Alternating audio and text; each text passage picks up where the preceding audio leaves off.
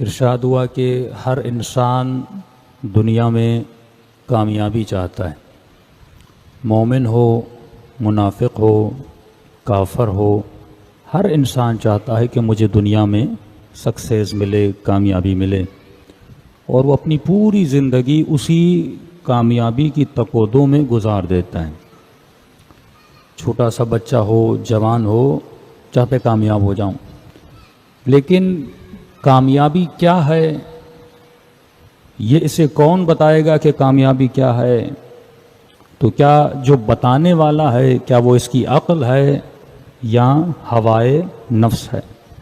من اتخذ الہہ ہوا، قرآن کہتا ہے کچھ لوگ ایسے ہیں جنہوں نے اپنا اللہ اپنی ہوائے نفس کو بتایا ہے کہ تمہارے وجود میں جو حرکت پیدا ہوتی ہے اس کا موٹو کون ہے؟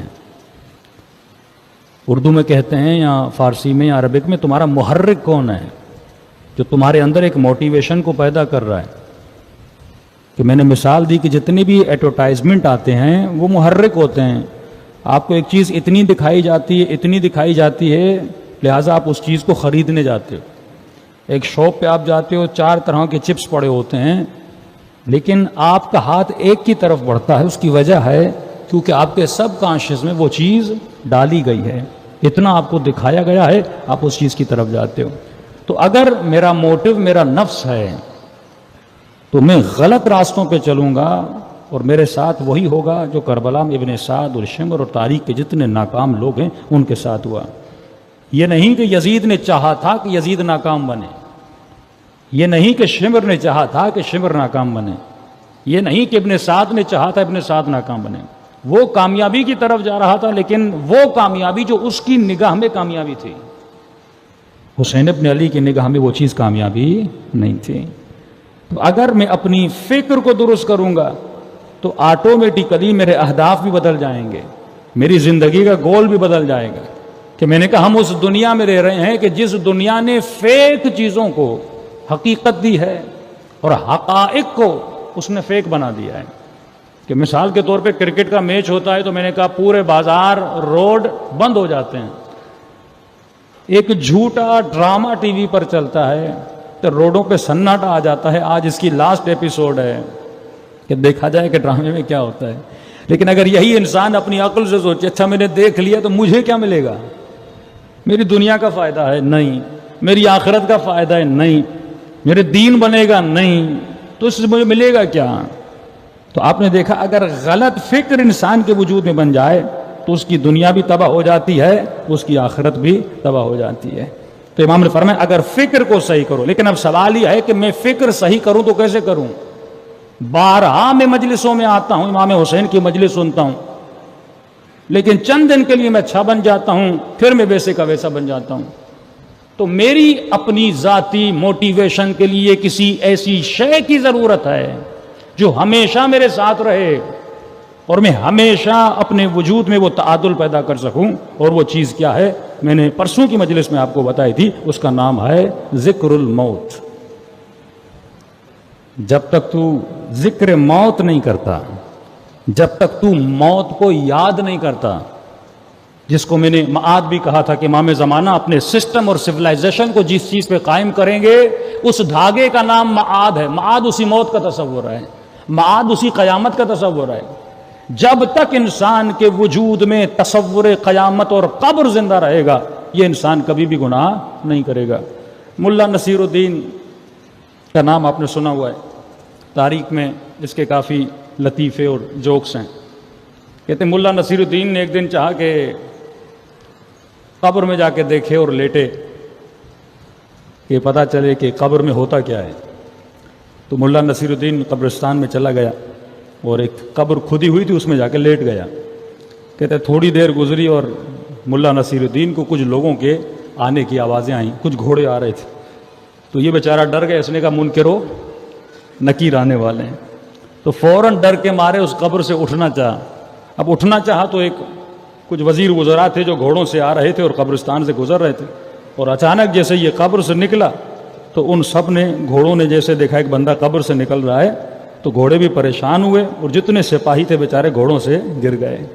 اور جب سپاہیوں کو پتہ چلا یہ مولانا نصیر الدین کا کام ہے تو اس کی بڑی ٹھیک ٹھاک انہوں نے پٹائی کی. گھر گیا, بیوی نے دیکھا کپڑے پھٹے ہوئے اور زخمی حالت میں آیا ہے. کہ مولانا نصیر الدین کہاں تھے؟ اس نے کہا کہ قبر کا سیر کرنے گیا تھا کہ دیکھوں قبر میں ہوتا کیا ہے. تو بیوی نے پوچھا پھر قبر میں تم نے کیا دیکھا, کیا ہوتا ہے؟ اس نے کہا بس مجھے اتنا پتا چلا کسی کے گھوڑے کو تنگ نہیں کرو ورنہ بہت پٹائی لگتی ہے. تو خلاصہ زندگی یہ ہے کہ اگر تم کسی کو تنگ نہیں کرو گے, کسی کا مال نہیں کھاؤ گے, کسی کا حق غصب نہیں کرو گے تو تمہاری قبر بھی کیا ہو جائے گی؟ اچھی ہو جائے گی. اصل سوال یہ ہے کہ انسان موت سے ڈرتا کیوں ہے؟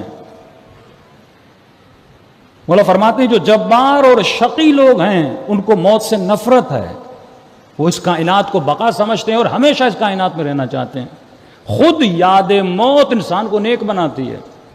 غفلت موت, اگر آپ موت سے غافل بھی ہو جائیں, اس کا سب سے بڑا نقصان کیا ہے؟ پہلا نقصان یہ ہے کہ اگر آپ موت سے غافل ہو جائیں گے آپ خدا سے غافل ہو جائیں گے, اور جب آپ خدا سے غافل ہو جائیں گے آپ دعائے کمیل سے محروم ہو جائیں گے. جب آپ خدا سے غافل ہو جائیں گے آپ نماز سے محروم ہو جائیں گے. جب آپ خدا سے غافل ہو جائیں گے اتنے ادعیہ اہل بیت کے جتنے نیک کام ہیں ان تمام کاموں سے آپ غافل ہو جائیں گے, تو آپ کی دنیا بھی تباہ ہو جائے گی, آخرت تباہ ہو جائے گی.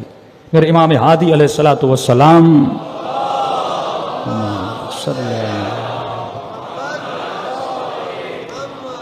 وعجل فرجہم, مولا اپنے ایک چاہنے والے کے دیدار کے لیے گئے. پتہ چلا اس کے اوپر سکرات کا وقت بڑا قریب ہے. مولا اس کے سرانے پہنچے, لیکن امام نے کیا دیکھا؟ وہ بہت رو رہا تھا, سہما ہوا تھا, ڈرا ہوا تھا. ظاہر ہے جب انسان کے اوپر سکرات کا وقت آتا ہے خوف تو انسان کے اوپر طاری ہوتا ہے. تو امام نے کہا تو ڈر کیوں رہا ہے؟ کہ مولا میں موت سے ڈر رہا ہوں. تو امام اس کو سمجھانے کے لیے ایک مثال دیتے ہیں. امام فرماتے یہ بتا, اگر تیرے بدن پہ زخم ہو, کیچڑ ہو, گندے زخم ہو, خون لگا ہوا ہو, اور تو ان زخموں میں تکلیف کی حالت میں ہو, اگر تو تجھے کہے کہ ایک ایسا خاص پانی ہے, اس پانی سے اگر نہاؤ گے تو یہ ساری تکلیفیں کیا ہو جائیں گی؟ ختم ہو جائیں گی, دور ہو جائیں گی. کیا تم نہانا پسند کرو گے اس پانی سے؟ کہ مولا یہ کیسی باتیں ہیں, اگر مجھے پتا چلے میرے زخموں کا علاج, میرے جسم پہ لگی کیچڑ اور نجاست کا علاج ایک پانی کے اندر ہے, میں کیوں نہیں نہاؤں گا؟ امام نے فرمایا تو یہ موت جو ہے وہ پانی ہے. دنیا کی جتنی تکلیفیں ہیں, دنیا کی جتنی پریشانیاں ہیں, جب مومن کو موت آتی ہے موت کے ذریعے سے وہ ساری پریشانیاں کیا ہو جاتی ہیں؟ دھل جاتی ہیں. تحت اللقاء اللہ کی طرف جا رہا ہے, پروردگار عالم کی طرف جا رہا ہے. اور معصومین فرماتے ہیں نیک انسان کی طرف جب ملک الموت آتا ہے فرماتے ہیں وہ اتنی حسین شکل میں آتا ہے, 40 ماؤں سے زیادہ وہ اس مومن سے پیار کرتا ہے.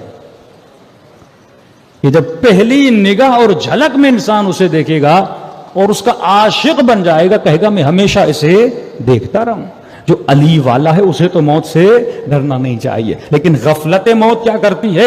انسان کو معرفت النفس روکتی ہے. جس انسان کو پتہ چل جائے کہ ایک نہ ایک دن مجھے دنیا سے جانا ہے, پھر وہ اپنی دنیا کے لیے محنت نہیں کرے گا, وہ اپنی آخرت کے لیے محنت کرے گا. تبھی آپ خیام امام حسینی میں جاتے ہیں تو امام حسین کس کو یاد کر رہے ہیں؟ موت کو یاد کر رہے ہیں. جناب قاسم کس کو یاد کر رہے ہیں؟ موت کو یاد کر رہے ہیں. تو اگر یاد موت ہو تو انسان کے نفس کی معرفت بھی بڑھ جاتی ہے, جس سے انسان کی دنیا میں سدھار آتا ہے, انسان کی آخرت بھی سدھر جاتی ہے. صلوات پڑھیں محمد و آل محمد.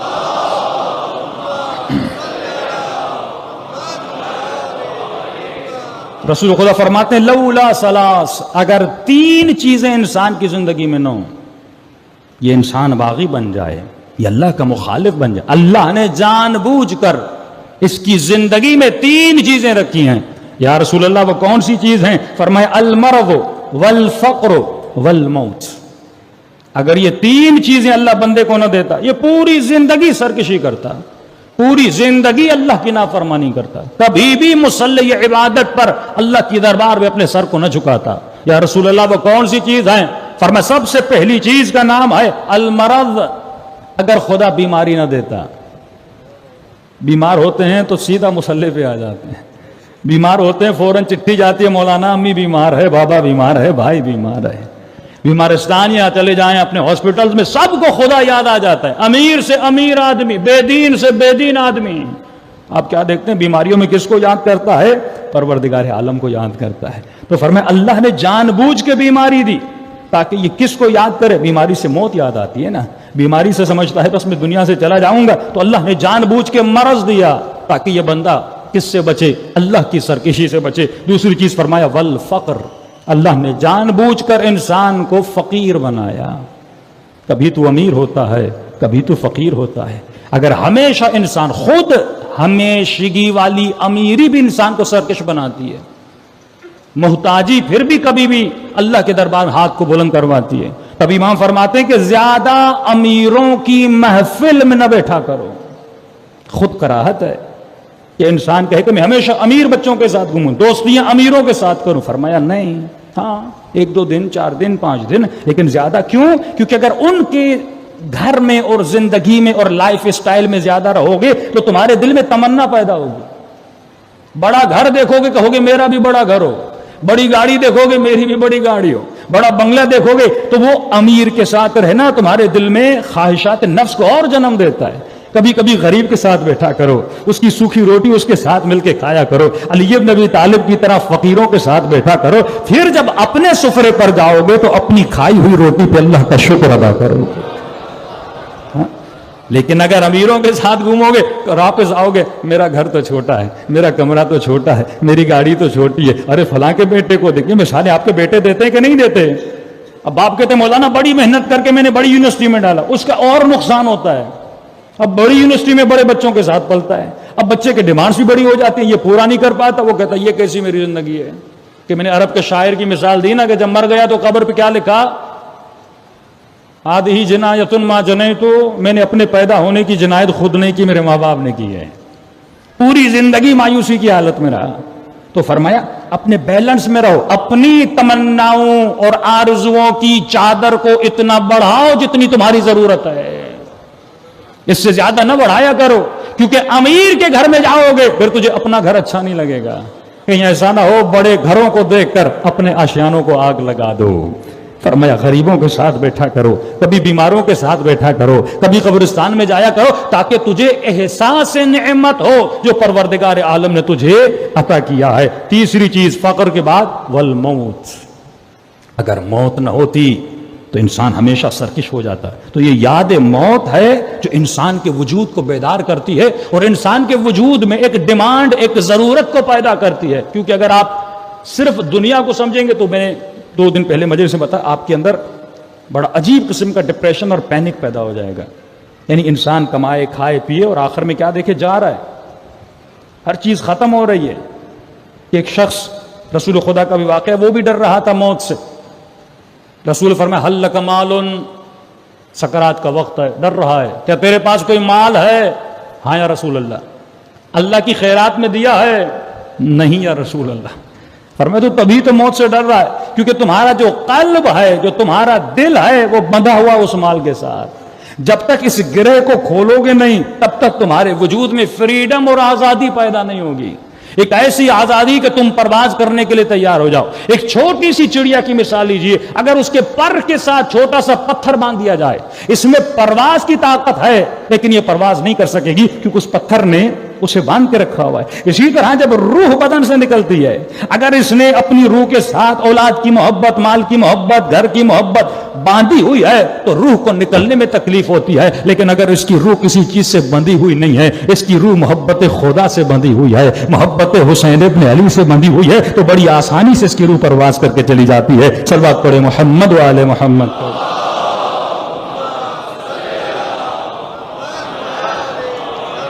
محمد وعجل فرجهم۔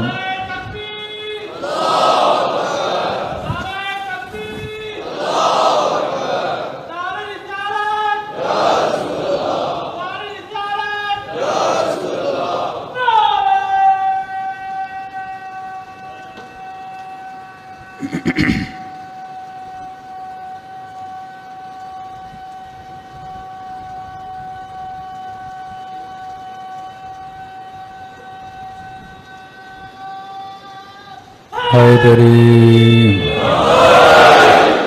اتنا بڑا نعرہ وہی لگا سکتا ہے جسے کرونا نہ ہو. ہاں صلوات پڑھے محمد و آل محمد.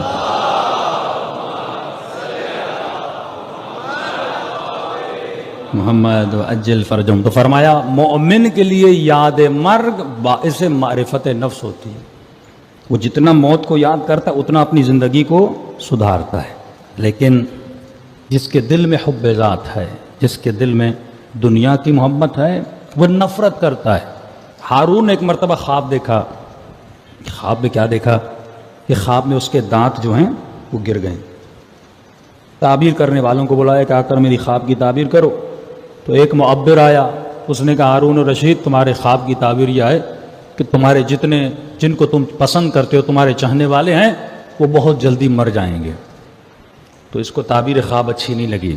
اس نے کہا اس معبر کو 100 تازیانے مارو. یہ کیسی تعبیر ہے کہ میں جن کو پسند کرتا ہوں سارے مر جائیں گے. دوسرے معبر کو بلایا کہ تم تعبیر کرو. اب دیکھیں تعبیر وہی ہے، لیکن انسان کتنی آسانی سے دھوکہ کھاتا ہے، کیونکہ اس کی پسند ہے کہ میں ہمیشہ جا رہا ہوں. اس لیے کہ ہارون تمہارے خواب کی تعبیر یہ ہے کہ تمہارے اطراف میں جتنے لوگ ہیں ان کی بنسبت تمہاری عمر بہت لمبی ہوگی. اس نے کہا ہاں یہ ہوئی نا اچھی تعبیر. ہاں اسے انعام بھی دیا. تو یہ فطرت انسان ہے. میں نے کئی سال پہلے ممبر سے ایک مثال دی تھی، عقلانی مثال دی تھی. میں نے کہا اگر میں اس ممبر سے بیٹھ کے مجمع کو یہ بولوں کہ انشاءاللہ 60 سال کے بعد تم سب مر جاؤ گے، برا لگے گا اچھا لگے گا؟ مولانا کہہ رہے ہیں انشاءاللہ 60 سال کے بعد مر جاؤ گے. حالانکہ یہ بہت عقلانی جملہ ہے. اگر دیکھا جائے تو مجمع میں کوئی 50 کا، کوئی 30 کا، کوئی 20 کا، چھوٹے سے چھوٹا 1 مہینے کا بھی ہو تو 60 سال کی عمر بہت ہوتی ہے. صحت مندی والی عمر 60 سال کے بعد. 50 کے ہو 60 کو پلس کرو تو 110 ہو جاتا ہے. 60 کے ہو تو 120 ہو جاتا ہے. لیکن یہ دعا آپ کو اچھی نہیں لگتی کیونکہ یہ دعا میری خواہش نفس کے برابر نہیں ہے. لیکن ایک مرتبہ اپنی بوڑھی دادی سے ملنے جاتے ہو، نانی سے ملنے جاتے ہو، کہتی ہے بیٹا 1000 سال جیو. اتنی اچھی لگتی ہے دعا. حالانکہ اس سے جھوٹی دعا ہو ہی نہیں سکتی. کوئی 1000 سال جی نہیں سکتا. یہ بہت جھوٹی دعا ہے. لیکن مجھے یہ جھوٹ کتنا اچھا لگتا ہے. کیوں؟ کیونکہ میرے ذہن میں دنیا بقا ہے. میں نے دنیا کو بقا سمجھا ہے. اگر یہاں مجھے لمبی زندگی ملتی ہے تو مجھے خوشی ملتی ہے. میں نے آخرت کو فنا سمجھا ہے. لیکن اہل بیت جب مصلوں پہ بیٹھتے ہیں تو کہتے ہیں خدا ہمیں شہادت کی موت نصیب فرما. طلب موت کرتے ہیں. مولا علی زخمی رسول خدا کے پاس آتے، یا رسول اللہ چچا حمزہ شہید ہو گئے لیکن علی کو شہادت نہیں ملی. طلب شہادت کر رہے ہیں، افسوس کھا رہے ہیں کہ چچا حمزہ چلے گئے، میں کیوں نہیں گیا. شہید قاسم سلیمانی روتے تھے اپنے رفقا کے جانے سے کہ میرے رفیق چلے گئے لیکن ابھی تک شہید قاسم سلیمانی کیوں نہیں گیا. جب انسان ایسی طلب کرتا ہے، آپ شہیدوں کے قصے اور وصیت نامے پڑھیے. ابھی میں تہران میں ایک شہید کی قبر کی خاص طور پہ میں زیارت کے لیے گیا، مدافع حرم. تو وہ کیوں مشہور ہوا؟ اس کا وصیت نامہ بڑا پیارا ہے. 2-3 شہید ہیں بہشت زہرا میں. آپ جا کے جب بھی جائیں تو 4-5 شہیدوں پہ احسان ہے شہداء کا اس قوم پر. تو اس شہید کی وصیت یہ تھی کہ پروردگارا مجھے ایسے شہید کرنا جیسے جناب سیدہ شہید ہوئیں. مطلب میں شہید ہو جاؤں اور گمنام ہو جاؤں، کسی کو نہ ملوں. فرماتے ہیں ایک بم گرا اور اس شہید کے جسم کے بالکل ٹکڑے ٹکڑے ہو گئے، ایک ذرہ بھی اس کو نہیں ملا. اس کی انہوں نے ویسے ہی قبر بنائی ہوئی گمنامی کے نام پر. کوئی شہید ایسا ہے جس نے نیت کی ہے کہ میں ایسے شہید ہو جاؤں جیسے حضرت عباس شہید ہوئے. کسی شہید نے نیت کی خدایا میں ایسے شہید ہو جاؤں جیسے جناب علی اصغر شہید ہوئے. ہاں اور واقعاً آپ ان کی شہادتیں دیکھیں گے، خدا نے ویسے ان کو نصیب. ان کی خواہشیں کیسی ہیں اور ہماری خواہشیں کون سی ہیں؟ بالکل سادہ سادہ بچوں والی خواہشیں ہیں. تو میں نے کہا تھا نا کہ حسین سے حسین مانگو، خدا سے خدا مانگو، مولا علی سے مولا علی مانگو. اور یہ خواہشیں کب پیدا ہوتی ہیں؟ جب آپ کی نگاہ میں ابدی زندگی کی کوئی حیثیت ہوگی، ابدی زندگی کی کوئی تمنا ہوگی. اگر میری ساری چیزیں یہاں پر ہوں، میرے ساری محبت یہاں پر ہوں. ہمارے استاد ایک مثال دیتے تھے، کہتے تھے اگر آپ یہاں پہ کوئی چیز چپکا دو اپنی ہتھیلی پر کوئی چیز چپکا دیں آپ ہاں اور اس کو پھر نکالیں تو کوئی تکلیف نہیں ہوگی. لیکن جو ہتھیلی کا پچھلا حصہ ہے جس پر بال ہیں، اگر یہاں پر آپ کوئی چیز چپکاؤ، اب جب اس کو نکالو گے تو کیا ہوگا؟ تکلیف ہوگی، بال نکلیں گے، تکلیف. فرمایا بالکل اسی طرح جس انسان کی روح خواہشات دنیاوی سے ملی ہوئی ہے، اب جب روح کو نکالا جائے تو اسے بڑی تکلیف ہوتی ہے کیونکہ ساری محبتیں یہاں جکڑی ہوئی ہیں. لیکن جس نے دنیا سے محبت کی ہی نہیں، جس نے اپنی ضرورتیں یہاں نہیں بنائی بلکہ آخرتیں بنائی ہے، اس کی روح بڑی آسانی سے پرواز کرتی ہے، جیسے جناب سلمان فارسی کی روح پرواز کر کے چلی گئی. ایسے بنو. اور ایسا کب بنے گا؟ جب انسان تھوڑا بہت آخرت کے بارے میں سوچے گا، آخرت کے مقامات کے بارے میں پڑھے گا. صلوات پڑھے محمد و آل محمد.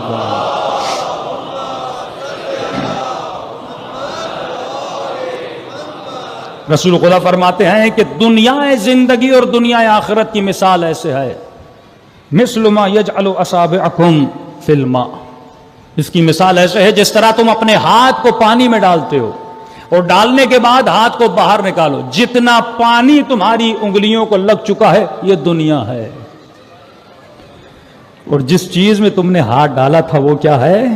وہ آخرت ہے، وہ دریا ہے، وہ سمندر ہے، وہ ابدی زندگی ہے. تو عموماً اصل جو لذت ہے وہ لذت اخروی ہے. دنیا آئینہ آخرت ہے، یہاں تجھے آئینہ دکھایا جاتا ہے، لیکن حقیقی لذت تجھے کہاں ملتی ہے؟ وہاں ملتی ہے. شہید مطہری اپنی کتاب میں لکھتے ہیں، آیت اللہ مرزا شیرازی کا میں نے ایک جملہ کل آپ کو سنایا تھا نا، کہ ان سے کہا گیا قبلہ اگر آپ کو پتا چلے کہ ایک ہفتے میں آپ مر جائیں گے تو آپ کیا کریں گے اس ایک ہفتے میں؟ اب یہی سوال آپ خود سے کریں کہ اگر مجھے پتا چلے کہ میں ایک ہفتے میں دنیا میں نہیں رہوں گا تو میں سب سے پہلا کام کیا کروں گا؟ سیدھی بات ہے، کسی سے پیسے لیے واپس کروں گا، قضا نمازیں پڑھنا شروع ہو جاؤں گا. اب 6 دن ہوں، اگر 2 مہینے کے روزے قضا ہوں تو ادا کیسے ہوں؟ 6 دن باقی ہوں اور 2 سال کی نمازیں قضا ہوں تو وہ ادا کیسے؟ کچھ چیزیں ایسی ہیں جو ٹائم فریم میں ادا ہوتی ہیں، ادا نہیں ہو. زیادہ سے زیادہ وصیت لکھ لوں گا بھائی مر جاؤں تو میری یہ نمازیں اتنی قضا ہیں، میرے روزے اتنے قضا ہیں. لیکن آغا مرزا شیرازی نے کیا جواب دیا تھا؟ فرمایا میرے لال 6 دن تو کیا، اگر 1 دن بھی مجھے مہلت ملے تو میں ایسی ہی زندگی گزاروں گا جیسی زندگی ابھی تک گزار رہا تھا.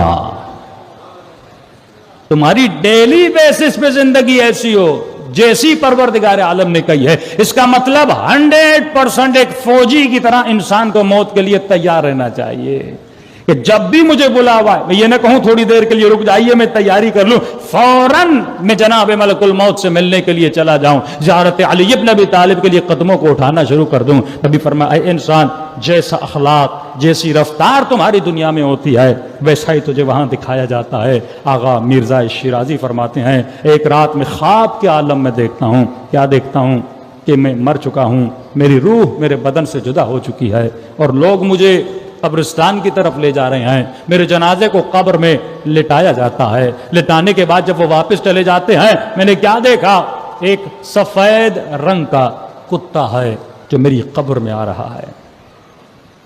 آغا مرزا شیرازی فرماتے میں نے بہت تنہائی کا احساس کیا، ایک رعب، ایک وحشت، ایک دہشت میرے وجود میں طاری ہو گئی اور میں سمجھ رہا تھا کہ میں جو اپنی زندگی میں اپنے شاگردوں کے ساتھ اپنے گھر میں جو سختی کرتا ہوں اس سختی کا نتیجہ ہے یہ کتا، یہ میرے اخلاق کی سختی کا نتیجہ ہے جو میری طرف آ رہا ہے. لیکن فرماتے میں نے زندگی میں اہل بیت سے توسل بہت کیا تھا، بس یہ میرے قریب آ رہا تھا، میں نے دل ہی دل میں اپنے آقا امام حسین کو یاد کیا. اتنے میں کیا دیکھتا ہوں امام حسین بھی میری قبر میں آتے ہیں اور فرماتے ہیں مرزا شیرازی اس سے تجھے ڈرنے کی ضرورت نہیں ہے، ہم اس سے تجھ سے دور کر دیں گے. یعنی اہل بیت نے، یہ وہ انسان ہے جو پوری زندگی کوشش کر رہا ہے کہ اپنے وجود کو سدھاروں، لیکن کوشش کے باوجود اس کے اندر کوئی عادت ہے جس کا اسے احساس نہیں ہے، تو اہل بیت خواب کے ذریعے سے اسے ریئلائز کروا رہے ہیں. کہیں ایسا نہ ہو تو مر جائے اور وہ عادت تمہارے اندر باقی رہے. خواب کے ذریعے سے ریئلائز کر رہے ہیں کہ یہ عادت اپنے وجود سے نکال دے. فرماتے ہیں اس دن میں اٹھا، اس دن کے بعد وہ عادت میں نے اپنے وجود سے کیا کر دی؟ نکال دی. یہ اہل بیت پھر مدد بھی کرتے ہیں، راہ بھی ہموار کرتے ہیں. از تو حرکت از خدا برکت، تو 2 قدم اہل بیت کے راستے میں بڑھاتا ہے، اہل بیت 10 قدم تمہارے طرف بڑھاتے ہیں. صلوات پڑھے محمد و آل محمد.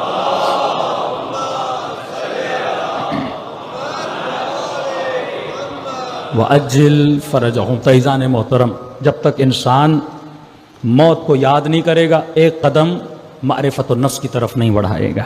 قدم تبھی بڑھاتا ہے جب ایک چیز کی ڈیمانڈ پیدا ہو. میں اتنا کیوں بیان کر رہا ہوں؟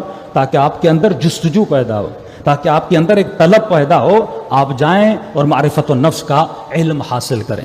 معرفت النفس کا مطلب یہ ہے کہ اپنے دشمنوں کو پہچان کہ تمہارا دشمن کون ہے. مولا فرماتے جو تمہارے منہ پہ تمہاری تعریف کرے یہ تیرا دشمن ہے. ہاں، فوراً ٹاپک کو بدل دے، کیونکہ یہ تمہارے نفس کی غذا ہے. ریاکاری یہ تمہارے نفس تمہیں گمراہ کرتا ہے. فرمایا مومن کبھی متکبر نہیں ہوتا. متکبر کی نشانی کیا ہے؟ متکبر کبھی بھی اپنی غلطی کو تسلیم نہیں کرتا. شیطان نے کیا کہا؟ بما اغویتنی، اے خدا تم نے مجھے گمراہ کیوں کیا؟ اگر تم نہ کہتا میں آدم کو سجدہ کرتا اور سجدہ نہ کرتا. تم نے کہا کہ آدم کو سجدہ کرو، میں نے مخالفت کی. اگر تو آدم کا قصہ بیچ میں نہ لاتا تو میں کبھی گمراہ نہ ہوتا. اور میں نے کیا بتایا کہ کامیاب انسان وہی ہوتا ہے جو بہت جلدی اپنی غلطی کو کیا کر لیتا ہے؟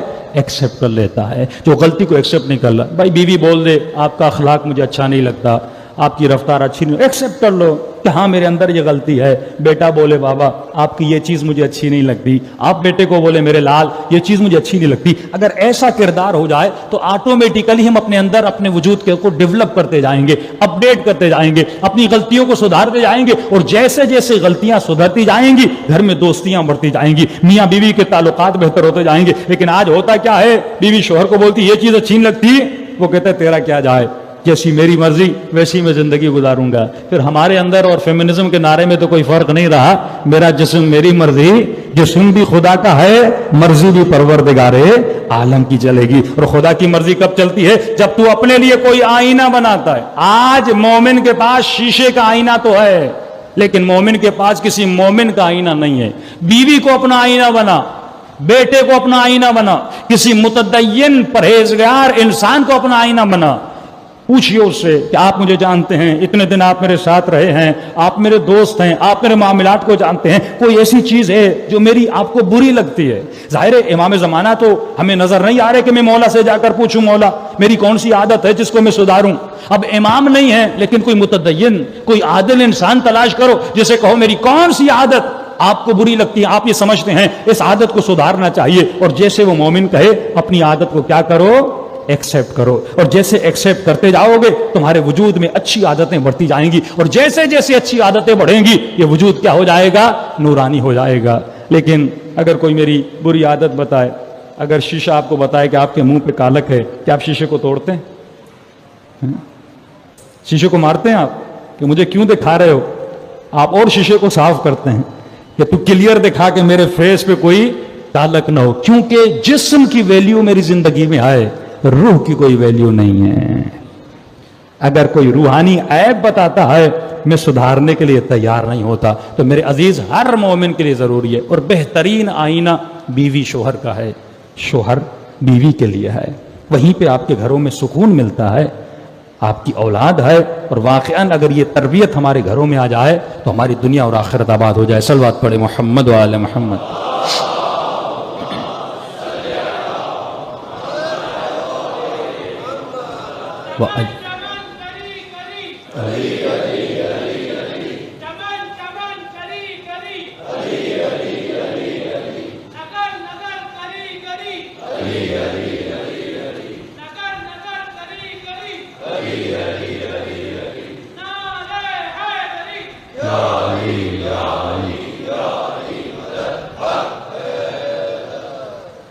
امام فرماتے ہیں انسان کے موت کے ڈر کی ایک وجہ یہ بھی ہے کہ جس طرح چور جب چوری کرتا ہے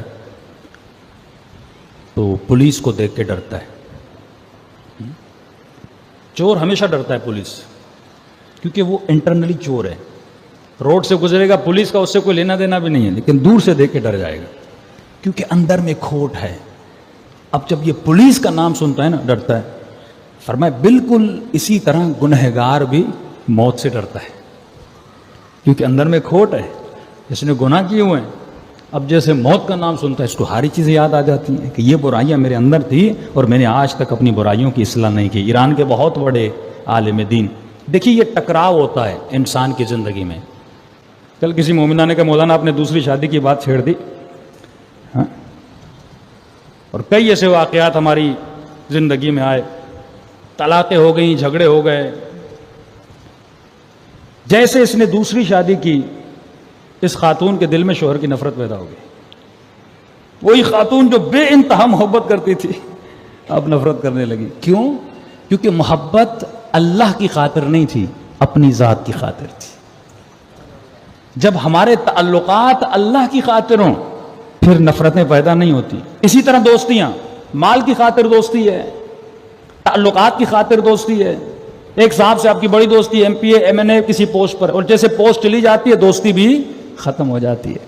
تو اگر زندگی کے سارے تعلقات پروردگار عالم، معیار پروردگار عالم ہو تو انسان کی زندگی برکت آتی ہے. آیت اللہ العظمہ انصاری بہت بڑے مرجع اپنے زمانے کے، ان کی زوجہ ان کے پاس آئی اور کہا کہ 1-2 ہفتے کے بعد میری سہیلی کی شادی ہے، رشتہ دار ہیں، اور میں وہاں جاؤں گی تو میرے پاس کچھ ہے نہیں، تو آپ میرے لیے کنگن لے لیں یا چوڑیاں لے لیں سونے کی کچھ. تو انصاری نے کہا میرے پاس تو پیسے نہیں ہیں، ابھی میں کہاں سے لوں؟ انہوں نے کہا آپ تو ہمیشہ یہی بولتے ہو پیسے نہیں ہیں، پیسے نہیں ہیں. مجھے پیسے چاہیے. جس مرجع کے کمرے میں، آفس میں، دفتر میں ملینز خمس کے پڑے ہوتے تھے لیکن وہ خود استعمال نہیں کرتے تھے. جورابیں سیتے تھے سردی کے موسم کے لیے اور ان کو بازار میں بیچتے تھے، ان سے جو ان کا پیسہ آتا تھا اس سے اپنی زندگی چلاتے تھے. انہوں نے کہا بیوی صبر کرو، ابھی 2 مہینے صبر کرو، میں نے ساری چیزیں سی لی ہیں، مارکیٹ میں بیچ دوں گا، پیسے آ جائیں گے، تمہارے لیے کنگن لے لوں گا. لیکن صبر آئے تو کہاں سے آئے؟ اس نے کہا نہیں مجھے چاہیے تو چاہیے. اب بیوی نے ضد کی. اغا انصاری پریشان ہو، کریں تو کیا کریں؟ یہ مسائل مراجے کے گھر میں بھی ہوتے ہیں، صرف عام لوگوں کے گھروں میں یہ چک چک اور یہ مسائل نہیں ہوتے. تو بیوی نے کہا کہ میں آپ کو ایک سولوشن بتاتی ہوں. اب ظاہر مرجع کی بیوی ہے تو پڑھی لکھی ہوگی نا، فقہی مسائل سے آشنائی ہوگی. اس نے کہا میں آپ کو ایک راستہ بتاتی ہوں. کہا کون سا راستہ؟ کا راستہ یہ ہے کہ اتنا خمس پڑا ہوا ہے، مال امام پڑا ہوا ہے، تو قرضہ لینا تو حرام نہیں ہے نا.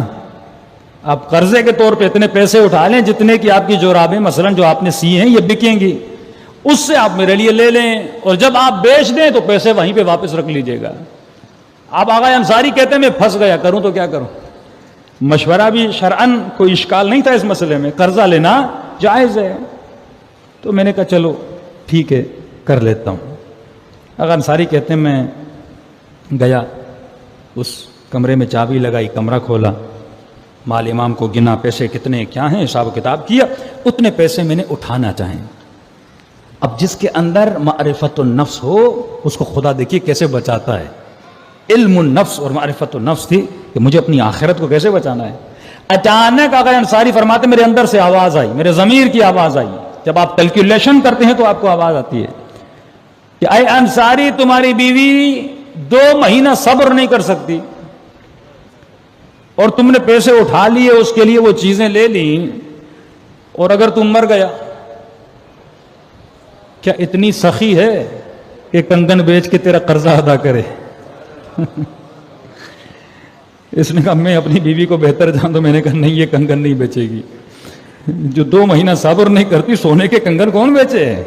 کل میں نے کہا تھا نا وصیت کی باپ نے کہ مولانا جب میں مر جاؤں تو اتنے پیسے میری قضا نمازوں کے لیے پڑھا دیجئے گا. مولوی نے بیٹے کو کہا پیسے دو، بیٹے نے کہا جب باپ نے نہیں پڑھی تو ہم کیوں پڑھائیں؟ مرنے کے بعد کسی کا کوئی بھروسہ نہیں، اپنی زندگی میں سب کچھ کر کے جا. کہتا میں نے پیسے وہیں رکھے، دروازہ بند کیا، گھر آ گیا. بیوی خوش تھی کہ پیسے لاؤں گا. کہ انصاری پیسے لائے؟ میں نے کہا نہیں لایا. کہ کیوں نہیں لائے؟ کہ کل مر جاؤں گا تم ادا کرو گی. بیوی چپ ہو گئی. اس نے کہا اگر تو ناراض ہوتی ہے تو ہو جائے، میں امام زمانہ کو ناراض نہیں کروں گا. اصل رضا رضا پروردگار عالم ہے. انسان کی زندگی کی ساری کیلکولیشن قیامت کے بیس پر ہوں، ساری کیلکولیشن معاد کے بیس پر ہوں کہ میں جو کر رہا ہوں قیامت میں کیا ہوگا. گاڑی لے رہے ہو، گھر لے رہے ہو، شادی کر رہے ہو، اگر دنیا کو دیکھ کر کرو گے تو دنیا یہی کہے گی حسین ہو، بڑی فیملی ہو، مالدار ہو، اسٹیٹس والی ہو. ہاں یہ خیالات ذہن میں آتے ہیں نا. یہ دنیا کے خیالات ہیں. لیکن اب قیامت کو ذہن میں رکھو تو وہی خیال آئے گا جو علی بن ابی طالب کے ذہن میں آیا تھا. پھر کسی ام البنین کی تلاش میں علی نکل رہے ہیں، کیونکہ آخرت کا خیال ذہن میں ہے. جب آخرت کا خیال ذہن میں ہوگا تو بہتر سے بہتر تلاش کرو گے جس میں دنیا کا فائدہ بھی ہو، آخرت کا فائدہ. لیکن اگر دنیا کی سوچ ہو ذہن میں تو کہو کہ مالدار ہو، پیسے والی ہو، کل جاب شوپ نہ ہو، نوکری نہ ہو تو بیوی سے سپورٹ بھی مل جائے. یہ دنیاوی خیالات ہیں. لیکن اگر آخرت کا خیال ہو، باپ اپنی بیٹی کا رشتہ کروانا چاہتے، دنیا کا خیال ہو، کہے گا سب سے پہلی چیز دیکھے گا مال ہو، دولت ہو. لیکن اگر آخرت کا خیال ہوگا سب سے پہلی چیز دیکھے گا ایمان ہو، خوف خدا ہو، پرہیزگار ہو، متقی ہو. پھر سیکنڈری پہ کیا لاتا ہے؟ فائنینشیلی بھی تھوڑا مضبوط ہو تاکہ میری بیٹی خوش رہے. تو اگر ہماری زندگی کی ساری کیلکولیشن کا بیس اور دھاگا آخرت ہو، نوکری تلاش میں جا رہا ہوں، کون سی نوکری کروں؟ دنیا کا خیال ہوگا میں اس نوکری کی تلاش میں جاؤں گا جس میں زیادہ سے زیادہ مجھے مال ملے. لیکن اگر آخرت کا خیال ہو، پرائرٹی میری یہ ہوگی کہ وہ نوکری کروں جس سے رزق حلال ملے، شبہہ بھی جس میں حرام کا نہ ہو. لیکن آج یہ پرائرٹیز ہماری نہیں ہے، کیونکہ ہمارے ذہن میں معاد کا تصور کیا ہو چکا ہے؟ کمزور ہو چکا ہے. اور دنیا کا تصور، دنیا بہت روشن ہے، معاد ظلمت میں چلا گیا ہے، اندھیروں میں چلا گیا ہے. آغا انصاری کہتے ہیں میں رات کو سو گیا، صبح ہوئی، میرے گھر کے دروازے پہ دستک ہوئی. جیسے دستک ہوئی دروازہ کھولا، میرا ایک شاگرد آیا، اور قبلہ کل میں نے بڑا عجیب خواب دیکھا ہے. اب دیکھیے تعبیر بھی اہل بیت بتا رہے ہیں، یعنی جو آپ کرو گے اگر تعلق اپنے امام سے رہے گا، اگر معرفت النفس کا علم ہوگا. پہلے وہ آیت اللہ جس کی اندر تھوڑی سی بری عادت تھی، امام نے خواب کے ذریعے سے سکھایا. اب اس نے اچھا کام کیا ہے، مولا خواب کی تعبیر، خواب کی صورت میں آگے سے جواب بھی دے رہے ہیں کہ قبلہ میں نے خواب دیکھا. خواب کے عالم میں کیا دیکھتا ہوں کہ شیطان ملعون ہے، اس کے ہاتھوں میں سینکڑوں رسیاں ہیں، اور دیکھ رہا ہوں سینکڑوں لوگوں کی گلے میں یہ رسیاں بندھی ہوئی ہیں، اور شیطان کھینچ کھینچ کے ان کو لے جا رہا ہے. ہمارے یہ کرانی استاد تھے، وہ مزاحیہ طور پہ کہتے تھے کہ کچھ ایسے تھے جن کو شیطان کھینچ کے لے جا رہے تھے، اور کچھ ایسے تھے کہ وہ شیطان سے بھی آگے دوڑ کے جا رہے تھے. انہیں صرف تھوڑا دھکے کی ضرورت پڑتی ہے، اور وہ اتنا گمراہی میں آگے بڑھ جاتے ہیں کہ شیطان کو کہنے کی ضرورت بھی نہیں پڑتی کہ قبلہ میں نے اتنی رسیاں دیکھی، لیکن ایک رسی سب سے موٹی تھی جس کو شیطان بڑی زحمت سے کھینچ رہا تھا. اور استاد معظم میں نے تعجب سے یہ دیکھا کہ وہ رسی آپ کے گلے میں تھی، آپ کو لے جا رہا تھا. لیکن اور تعجب یہ ہوا کہ آدھے راستے میں آپ رسی چھڑا کے بھاگ گئے. اس نے کہا بیوی نے بھیجا تو تھا لیکن مولا نے بچا لیا. صلوات پڑھے محمد و آل محمد.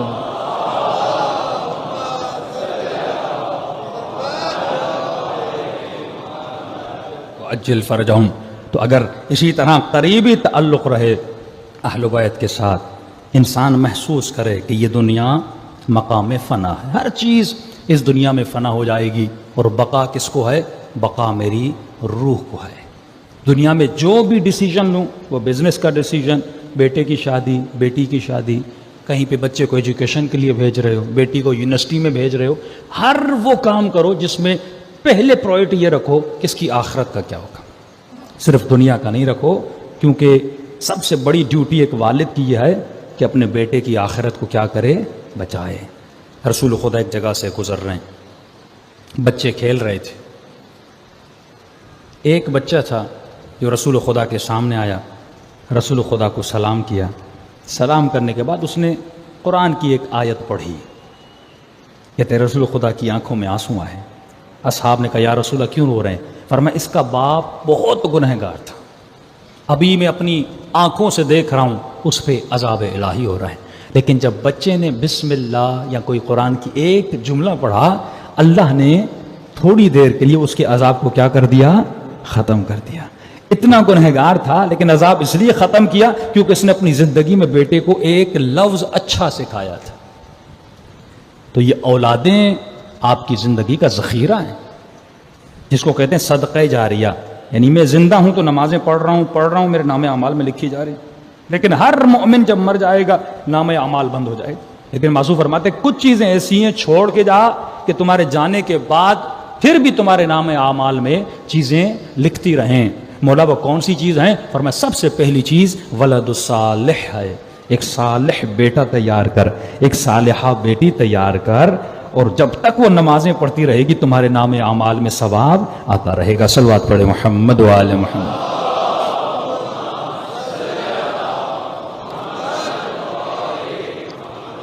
واجل فرجم. تو عزیزان محترم، انسان جب تک کوشش نہ کرے تب تک اس کے وجود میں یہ عادتیں پیدا نہیں ہو سکتی. آسان سا فارمولہ کہ اپنے بچوں کے لیے ایک شیٹ بنائیے، کارڈ شیٹ بنائیے، جس پہ جیسے آپ کے 7 اعضاء ہیں لکھیے. زبان، آنکھ، کان، پیٹ، ہاتھ. ہاں، اعضاء کو لکھ لیجئے. اور آنکھوں سے جو گناہ ہیں وہ بھی مینشن کریے.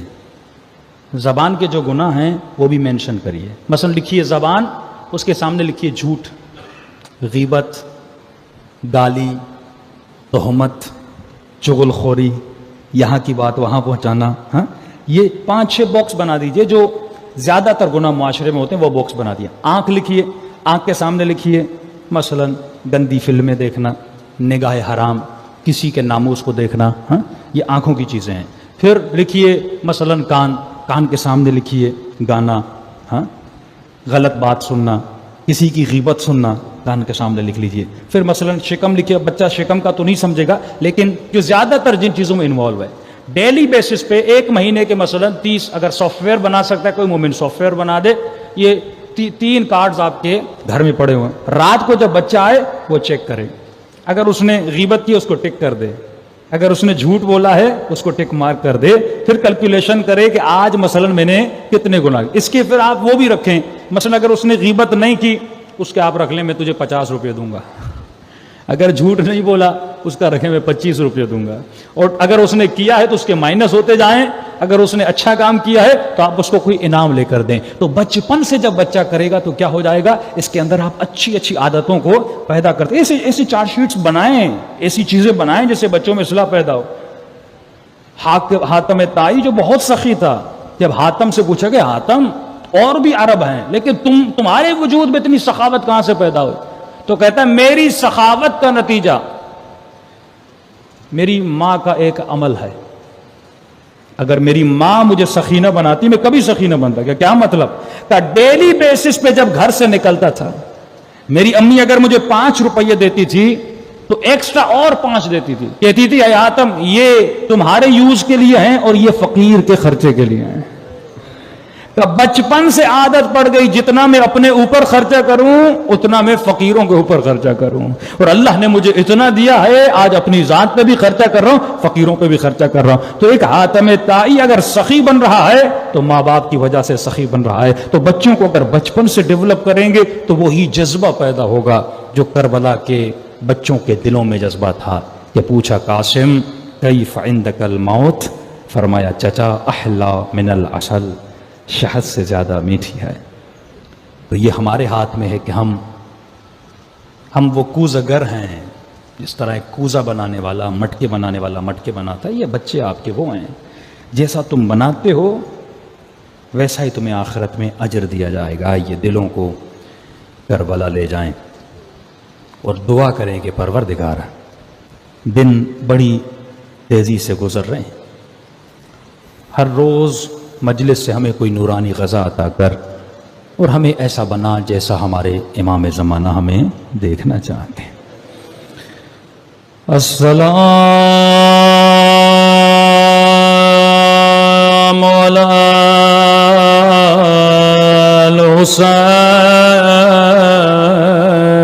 الحسین وعلی علی ابن الحسین وعلی اولاد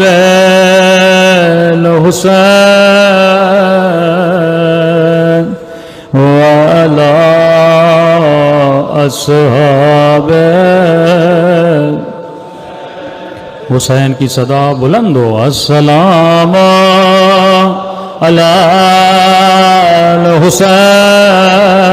الحسین وعلی علی ابن الحسین وعلی اولاد وعلى أصحابه. تصور کریں بین الحرمین میں السلام علی الحسین وعلی آلہ ابن وعلی اولاد الحسین وعلی اصحاب. میرا سلام ہو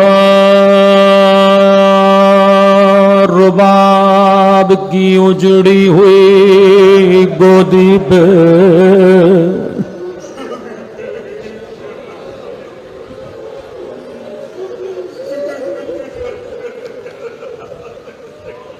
میرا سلام ہو علی اکبر کے چھلنی سینے پہ.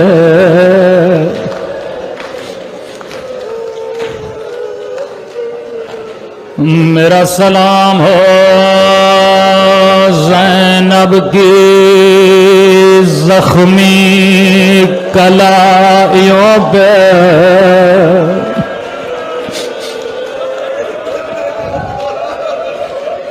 میرا سلام ہو سکینہ کے زخمی گانوں پہ.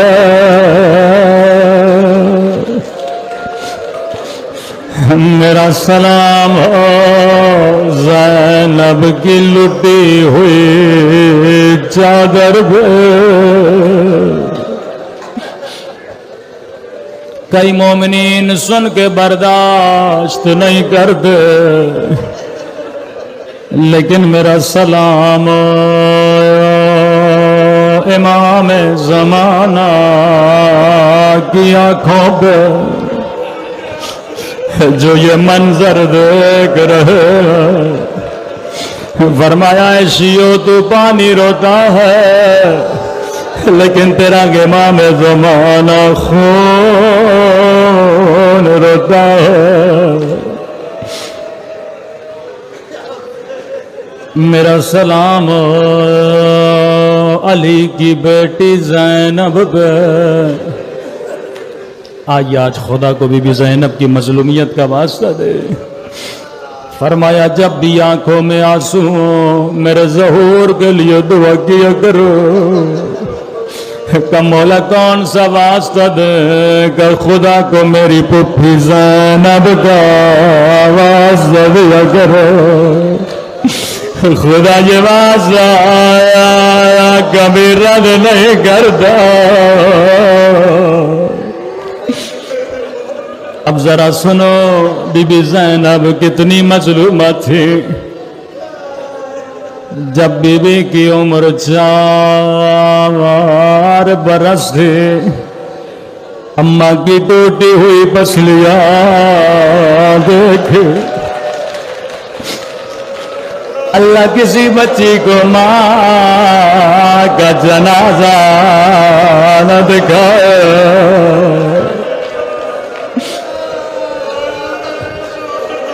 بچپنے سے زینب کی تیاری شروع ہے. ام المصائب زینب عقیلۃ العراب زینب.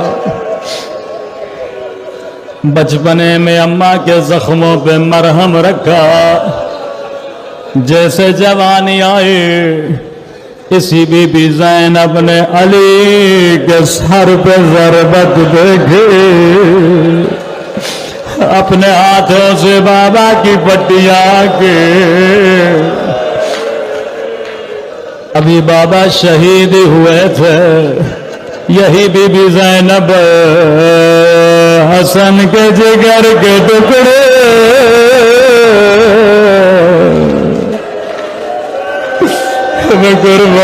قربان سید زینب کی مظلومیت میں اپنے بھائی کو سفید کفن پہنایا. ابھی تھوڑی دیر گزری تھی جنازہ گھر واپس آیا، رو کر کہنے لگی حسن میں نے تو سفید کفن پہنایا تھا، اس کفن کو خون سے رنگے کس نے کیا؟ بہنیں بھائیوں سے بڑا پیار کرتی ہے، اپنے ہاتھوں سے حسن کے جنازے سے تیر نکالے۔ عزیزو 11 محرم کا دن آیا، زینب اونٹ پہ سوار ہے، زمین کربلا پہ زینب نے حسین کا جنازہ دیکھا، حسین کے جنازے میں بھی تیر تھے، عجب نہیں آواز آئی ہوگی او بہن زینب میرے تیروں کو نکالو گی نہیں؟ سیدہ کی آواز آئے حسین نکالو تو کیسے نکالو، اور میرے ہاتھ میری گردن سے بنو۔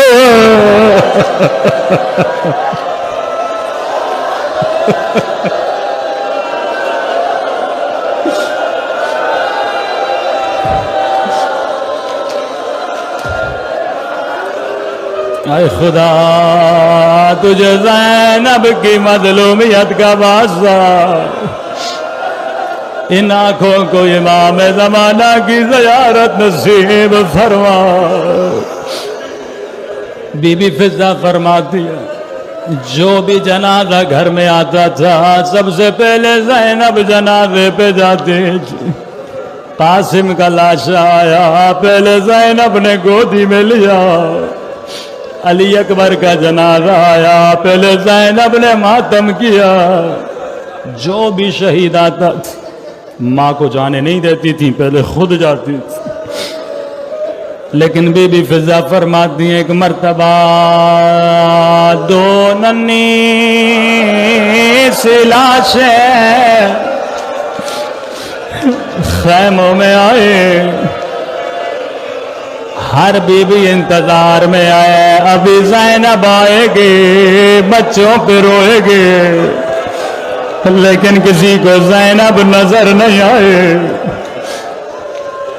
فضا کہتی ہے ڈھونڈتے ڈھونڈتے میں نے کیا دیکھا، بی بی خیمے میں سر کو سجدے میں رکھا ہے، دعا کر رہی ہے اے خدا تیرا شکر ہے تو نے زینب کی قربانیاں قبول کی۔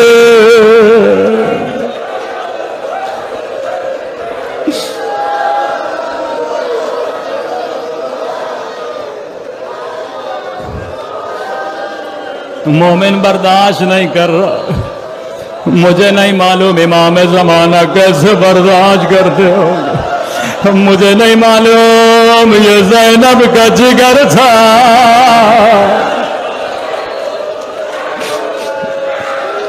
اللہ اکبر۔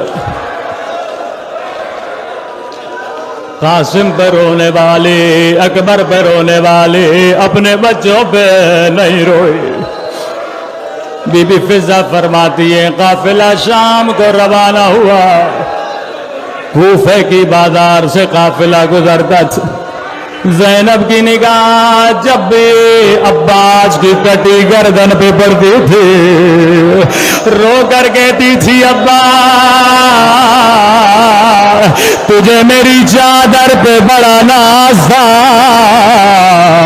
او میری چادر لٹ گئے۔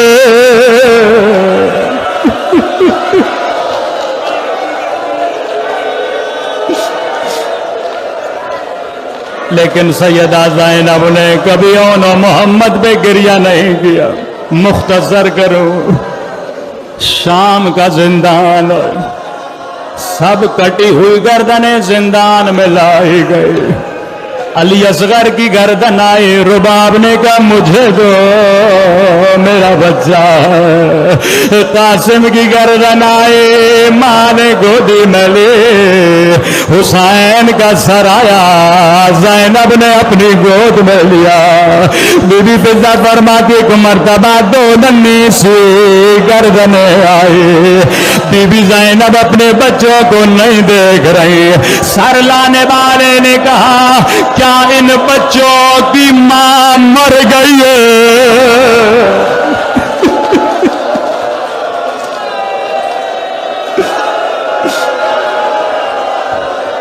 فضہ نے کہا بچے مجھے دو۔ بی بی زینب کو ہاتھ جوڑ کے کہا بی بی زینب کیا بچوں سے ناراض ہو؟ بچوں کے سروں کو گود میں کیوں نہیں لیتے؟ بی بی زینب نے فرمایا اماں فضہ میں علی کی بیٹی ہوں، اور زینب جو ایک مرتبہ دے دے پھر واپس لے لیتے۔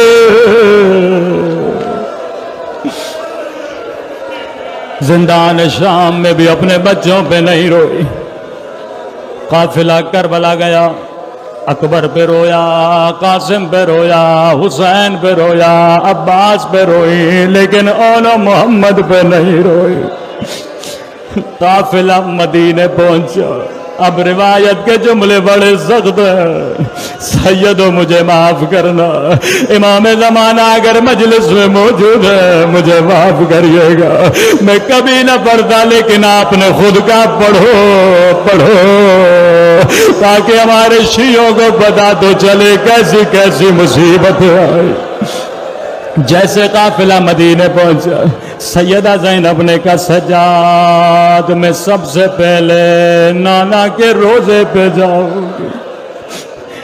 نانا کا روزہ خالی کروایا گیا، بی بی زینب روزے کے اندر گئی، دروازوں کو بند کیا، ایک مرتبہ چادر اتاری، اپنی کلائیوں سے آستین ہٹائے، کہا نانا بڑی دور سے آئی ہو، پوچھو گے نہیں زینب کیا لائی ہو؟ نانا تیری امت نے میری چادر چھینی، نانا میری کلائیوں پہ شبر نے تماچے مارے، نانا میرا حسین مارا گیا، نانا میرے عباس کے بعد کٹے۔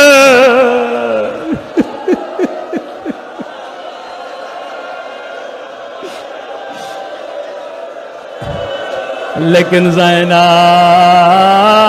بچوں پہ نہیں روئے، نانا کی قبر سے سیدھا جنت البقیع گئی۔ تاریخ لکھتی ہے زینب نے ماں کی قبر پہ کوئی لمبا مصائب نہیں پڑا، ایک کام کیا زہرا کی قبر میں زلزلہ آ گیا، ایک مرتبہ خون بھرا کرتا نکالا، قبر زہرا میں زلزلہ آیا، او زینب کرتا ہٹا، رو کر کا اماں کرتا برداشت نہ ہوا، او میں نے 70 قدموں سے ظالم کو حسین کے سینے میں، اماں مجھ سے پوچھو زینب پہ کیا گزرے۔ اجرکم علی اللہ۔ بی بی فضہ آئے، فرمایا آقا زادے عبداللہ بلا رہے ہیں، قدیمی مومنو میری مائیں بہنیں مجلس میں موجود ہے، آپ بتائیے اب زینب کیا سوچ کے گھر جا رہی ہوں گے؟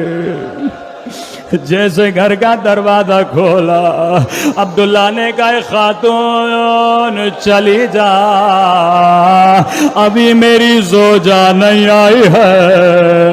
بی بی نے کہا عبداللہ تو نے بھی نہیں پہچانا، انا زینب میں اجڑی ہوئی زینب، میرا حسین مارا گیا۔ جو بی بی کربلا میں بچوں پہ نہیں روئی، وہ جو شام کے زندان میں نہیں روئی، وہ جو نانا کے روزے پہ نہیں روئی، اماں کی قبر پہ نہیں روئی، لیکن زینب کتنا صبر کر